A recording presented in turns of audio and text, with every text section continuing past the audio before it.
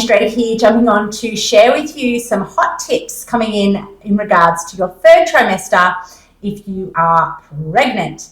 So you are in the business end of things. You are somewhere around 28 weeks pregnant, and you've really just got the home stretch to take you towards your delivery date.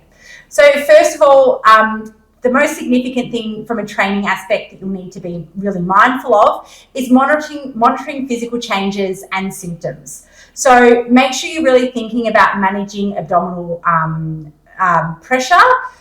You want to be really looking at your belly, and during specific exercises, making sure you're not seeing any bulging or doming out or coning. If you're not sure what that looks like, make sure you chat to your coach and we can definitely show you. But if you see any straining or feel any straining, it definitely just means that the pressure you're trying to exert is too much for what the abdominal wall can handle. And again, this kind of goes back to second, third, fourth pregnancies. If it's your first baby, you might find there's a lot more integrity in the abdominal wall. But by your second and third pregnancy, the body kind of knows what it's doing. It wants to stretch out. It wants to give space for the baby to grow. So just making sure you're selecting the right exercises that is not exacerbating that and increasing your risk of hernia or separation risk. Being aware of any discomforts, any signs of pelvic discomfort, heaviness or pressure, or difficulties with bowel movements indicating you might need to monitor activities. Definitely go and see a pelvic floor specialist if you are experiencing any heaviness in your vagina area or feel like things are falling out, the baby's about to fall out.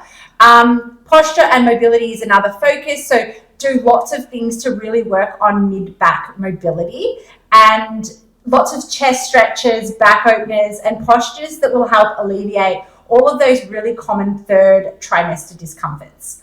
Your pelvic floor health is obviously of most concern. So probably by your third trimester, I would be saying, please guys, no running. And that's just because the baby is starting to have, it's got a bit of size about it, a bit of weight. All that bouncing on your pelvic floor is probably not something that you're really going to need to rehab or want to rehab, either once you push the baby out or postpartum. So I'd probably say just be really mindful that you're thinking about actually incorporating things into your routine that will consciously relax the pelvic floor. I will film another video for you guys to watch what some of those things might involve. But this is especially important if you are planning on having a vaginal birth. It's important that you're starting to get really good awareness on what it actually feels like to create space in your pelvic floor and that whole idea of opening up, because the baby is going to have to need to move through your pelvic floor to make its way earthside. So some symptoms to check for is just making sure that there's no bulging or heaviness. And if you are experiencing any of those things, make sure you see a pelvic floor PT. In terms of exercise modification, just adjust your workout intensity depending on your energy levels and your fatigue. You be the judge. If you're feeling energized, go with it. If you're feeling low, go with it. It's really important that you're just thinking about moving according to what your body can do on that day. And it does change day to day. If you've had a big day or a big weekend, sometimes that means that your training might end up suffering for it. So please go easy on yourself. Hydration and nutrition is obviously important. Make sure that you're coming into sessions really well hydrated. If you're experiencing any cramps, like muscle cramps, magnesium might be there to help you out. If you're feeling like really fatigued, do make sure that you speak to your GP or OBYN. It's really common in the third trimester to have low iron, and sometimes just a couple of Ferrograd tablets can really help on that front. In terms of workout modification, it can feel a little deflating that you feel like, oh my God, I can't do that, and I can't do that, and I can't do that, and I can't lift heavy, I can't. That's obviously, I get that, but there is so many exercises literally that you guys can do. And I actually really enjoyed this myself, to be like, okay, I'm going to get really creative with how I'm going to be putting together my workouts. And I did exercises that were so refreshing, so rejuvenating, and things that I don't normally put in my programming, and they just made me feel really, really good. So if you're not feeling empowered by what you're currently doing, either in the gym or movement-wise, please chat to your coach, and they can really be helping to find a great little program that works for you.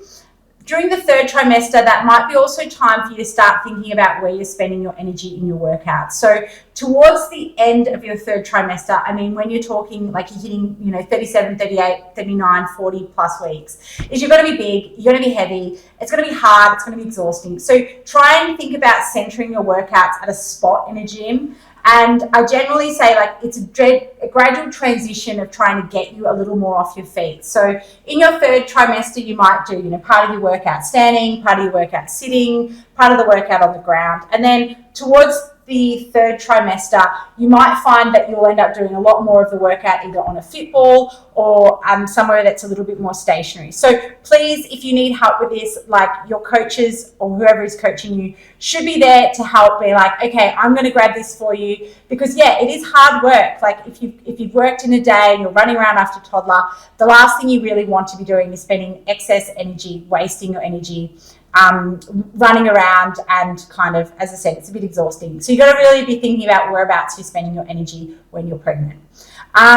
Managing pain and discomfort. So again, if you're experiencing any pubic symphysis pain or joint pain, immediately stop, adjust. You may need a belt, have a chat to your coach, and we can work out what's going on for you. Sometimes walking can also exacerbate that. So if you're there trying to walk a lot, think about shortening your steps, or maybe don't walk the hills, try and walk somewhere where it's nice and flat.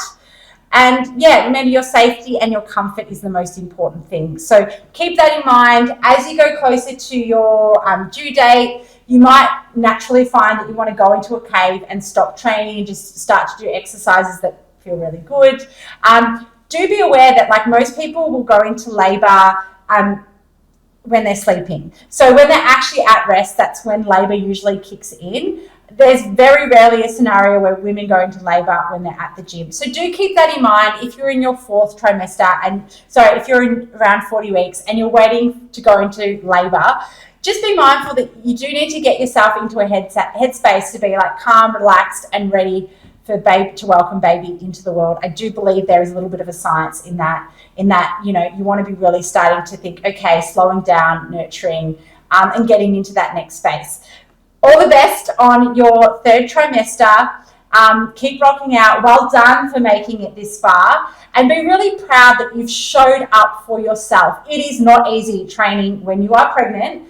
And believe me, it has put you in a really good place, you and the baby in a really good place to not only have a great bond together, to make sure the baby comes out with a whole bunch of really positive health outcomes, and also help your recovery in the fourth trimester as well as your resilience to really be able to tackle motherhood with gusto. So well done. Please let me know if there's anything more specific that you need, and I can't wait to speak to you soon.